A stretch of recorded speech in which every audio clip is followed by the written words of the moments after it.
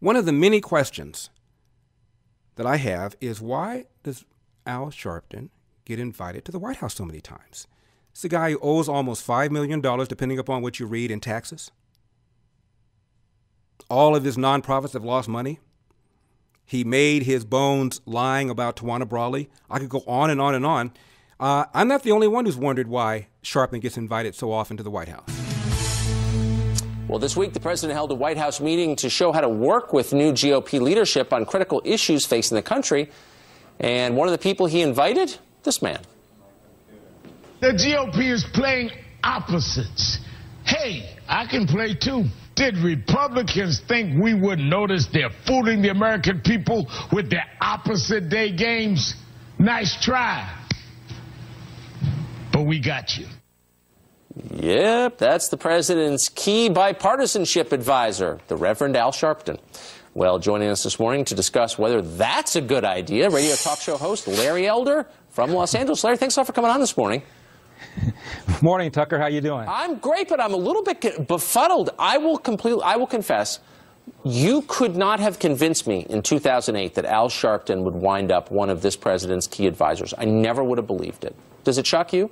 Tucker, you and me both. Remember in 2008, you couldn't put Al Sharpton and Obama in the same hotel room because Obama knew that Sharpton was a polarizing figure.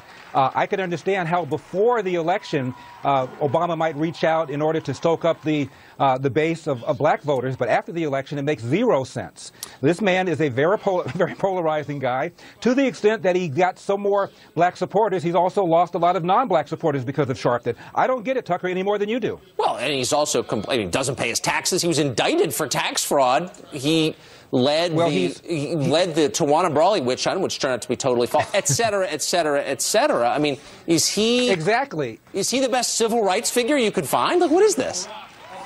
He's $4.7 million light in taxes. He still hasn't paid his $250,000 fine from the SEC when he violated campaign finance laws back in 2004. And you're quite right. He made his bones falsely accusing a man of raping a black teenager. How this guy even shows his face is beyond me, let alone become one of the president's BFFs. I'm astounded. So, I mean, the White House is really saying we just don't care. We just don't care what you think. We're getting something out of this politically, and basically, if you disagree with us, up yours. Tucker, what I think is the White House has convinced themselves that when Obama has opposition, the opposition is largely because of racism. I think Obama and his advisors, including Eric Holder, have convinced themselves that a lot of Americans don't like Obama, not because of Obama's policies, not because of stimulus, not because of Obamacare, but because he's a black guy.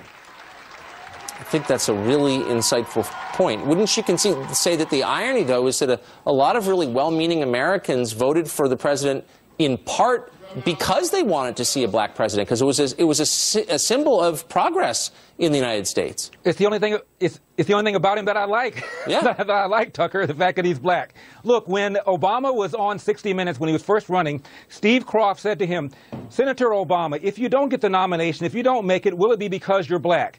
And Obama said this: "No, it will be because I did not articulate a vision that Americans could embrace." And I said to myself, Tucker, hallelujah. As a libertarian who votes Republican, I never vote for the guy, but at least we'll drop this race card nonsense. At least going forward, we'd have a candidate who can deal with criticism in an adult, mature way. Surprise, surprise, he went down to the race card as soon as he got into trouble, and I'm very disappointed in that.